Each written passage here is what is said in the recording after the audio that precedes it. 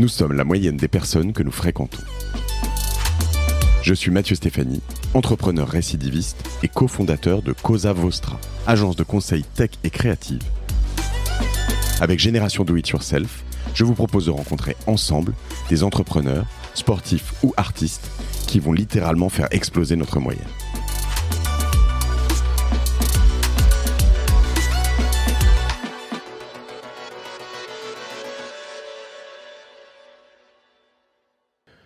Sommeil et alimentation, on dort tous, on s'alimente tous, plus ou moins, tous les jours. Après, activité physique, il y en a qui en font plus, moins, il y en a qui en font presque pas, parce qu'en fait, finalement, c'est une majorité. C'est peut-être une majorité, mais quand je dis presque pas, quand on en fait tous, c'est que finalement, oui.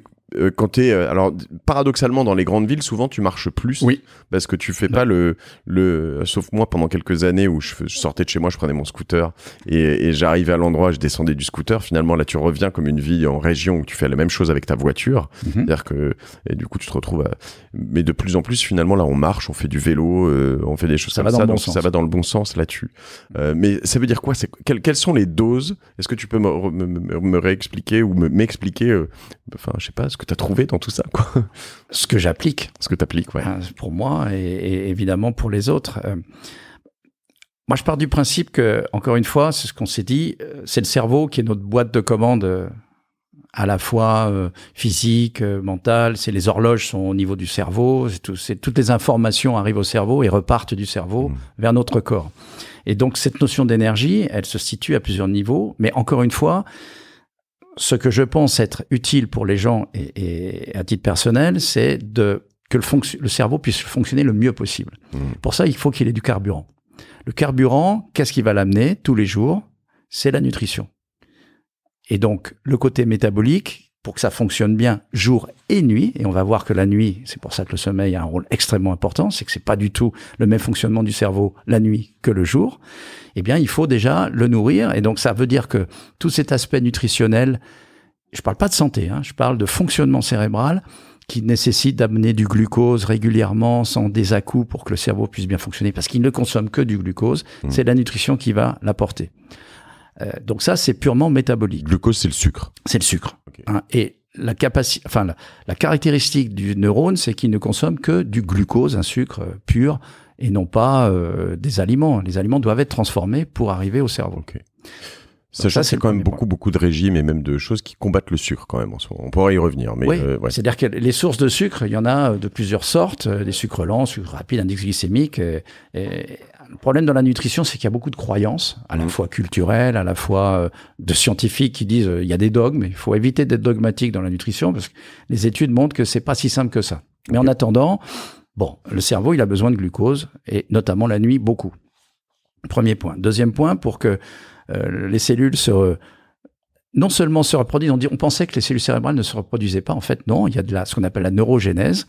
Mais pour ça, il faut de l'oxygène. Donc, l'oxygène, il est amené par quoi? Il est amené par l'activité physique. Je parle pas du sport, je parle de l'activité physique qui fait que, depuis 200 000 ans, notre survie est le fait qu'on puisse bouger d'une manière intelligente. On n'est pas ceux dans l'espèce animale qui courent le plus vite. On n'est pas ceux qui se battent le plus fort. Mais par contre, on trouve la solution pour s'en échapper et survivre. Et ce cerveau, il a besoin d'oxygène. C'est pour ça qu'il a grossi d'ailleurs au fur et à mesure, je dirais, de l'évolution humaine.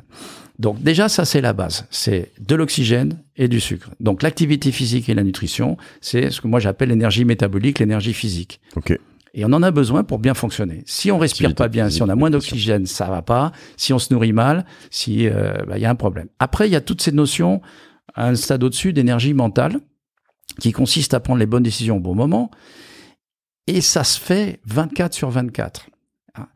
On pense que c'est tous les jours qu'on prend des bonnes décisions. Non, c'est la nuit. La nuit porte conseil. Et des mesures simples qui consistent à dire je reçois une information et je réponds tout de suite. Parfois, quand elle vous arrive à 22h, il vaut mieux attendre le lendemain matin et elle sera déjà traitée parce que le cerveau va bosser énormément pendant la nuit. Et c'est là où on va toucher ce pilier sommeil. Et ça, ce que tu me dis, c'est pas ésotérique ou quoi, c'est prouvé. C'est prouvé. Okay. C'est prouvé. Et alors, les études explosent en ce moment. C'est aperçu que quand la découverte du rêve, la découverte du sommeil paradoxal, c'est 1959. C'est pas si vieux que ça. Hein. Avant, on pensait que on dormait, mais c'est le monde de l'inconscient, mais qui va régler les problèmes qu'on a eu dans la journée pour mieux affronter la journée du lendemain. À la fois au niveau métabolique, le sommeil lent profond, première partie de nuit, on récupère ce dont on a besoin pour construire ou reconstruire, et puis en fin de nuit, pour filtrer toutes les émotions qui vous sont arrivées. Donc c'est à cheval le sommeil entre la partie métabolique, je reconstruis de l'os, du muscle, du cerveau, et puis la partie, je vais affronter les émotions que je vais certainement avoir du lendemain, sachant que j'ai réglé celles qui sont arrivées la veille. Et donc c'est de l'énergie, c'est l'énergie mentale qui va me permettre de prendre les bonnes décisions par rapport au projet ou au rêve que je me suis donné. Et c'est comme ça. Et c'est vrai que moi, c'est pareil, hein, ça me parle énormément. J'adore cette discussion, déjà, je tiens à te le dire. Ça me parle beaucoup parce que j'ai des exemples, je vais pas le dire ici, mais de décisions même potentiellement assez radicales que j'ai pu prendre récemment, que j'avais commencé à envisager un peu, et puis en fait, des mails que j'avais écrits, alors de temps en temps je les envoie pas et je les garde en stock parce que je sais que j'ai besoin, la nuit porte conseil, tu l'as dit, mais voilà, j'ai besoin un peu de... Mais je pensais juste qu'il y avait besoin de temps. Et en l'occurrence, récemment, 1 ou 2 fois, il y a eu des matins où je me suis réveillé, le mail un précis, je l'ai envoyé à 7h, une demi-heure après m'être réveillé, en me disant, ok, c'est bon, celui-là.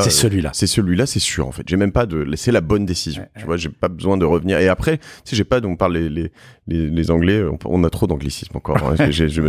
Les secondes pensées, second thoughts, tu vois.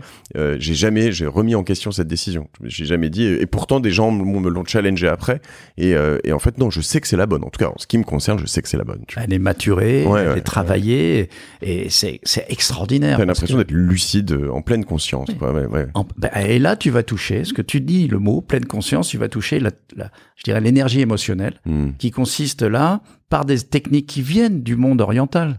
En fait, on scientifise dans le monde occidental ce que d'autres avaient trouvé d'une manière culturelle. Et c'est d'ailleurs intéressant que la pleine conscience vient d'un universitaire américain qui l'a scientifisé sur 8 semaines, Mindfulness Based on Stress Reduction, mais qui est d'origine asiatique. Et d'ailleurs, il y a plein d'étudiants d'origine asiatique qui sont dans les universités américaines et qui vont justement retrouver le tai chi. C'est par exemple le meilleur exercice qu'on peut faire de prévention des chutes des personnes âgées. Voilà, parce que c'est prouvé maintenant. Donc on s'enrichit les uns des autres.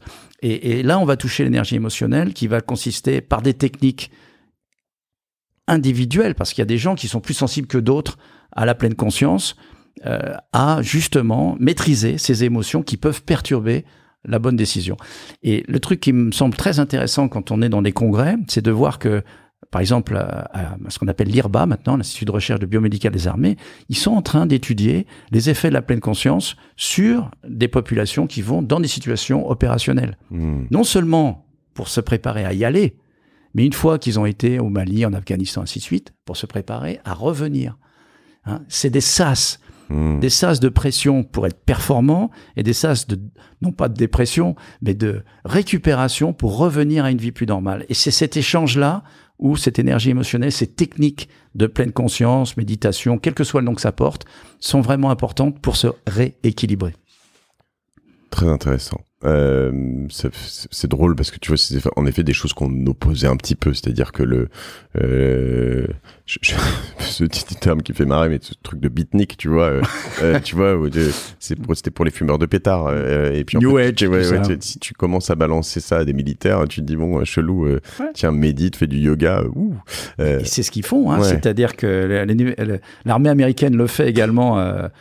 S'ils le font, c'est qu'il y a un côté extrêmement pragmatique. Et l'armée française est très proche au niveau recherche de l'armée américaine sur ce type de technique, et on le voit arriver. Et c'est là où je vais citer aussi une autre personne qui m'a beaucoup inspiré et que j'aime beaucoup, qui est anciennement colonel de l'armée de l'air, qui s'appelle le docteur Edith Perrault-Pierre, qui a mis en place, et on l'utilise dans Wellness Retreats, ces techniques qui s'appellent les techniques TOP, techniques d'optimisation des potentiels. Et je dirais un peu contre vents et marées au début dans les années 90, elle était médecin du sport.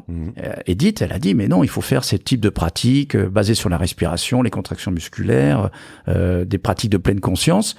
Au début, les médecins psychiatres de l'armée disaient mais attendez, de quoi elle se mêle, les psychiatres, c'est de la psychiatrie, c'est de la pathologie. Et non, on est dans l'entraînement.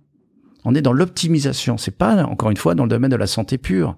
Bien sûr qu'il existe des stress post-traumatiques avec la guerre du Vietnam. Comme par hasard, c'est les Israéliens, les Américains qui, après le Vietnam ou les guerres avec ces problématiques du Moyen-Orient, ont réfléchi dans les années 70 sur, attention, il faut entraîner ces gens, les gens militaires ou les opérationnels à travailler sur ces techniques-là. Je comprends. C'était du monde extrême, mais maintenant, au quotidien, on en a besoin. Parce que quelque part, le monde au quotidien devient extrême.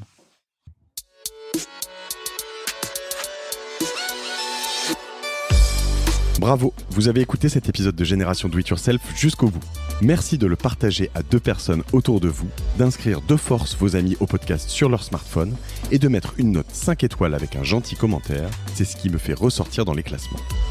Aussi, si vous me laissez votre email sur gdiy.fr, je vous enverrai l'épisode de la semaine ainsi que 2-3 bons plans. Pour finir, n'oubliez pas que si vous avez des besoins en accompagnement tech et créatif, toute l'équipe de Cosa Vostra va vous bichonner comme il se doit si vous nous écrivez sur gdiy@cosavostra.com. Je suis Mathieu Stéphanie et je vous embrasse.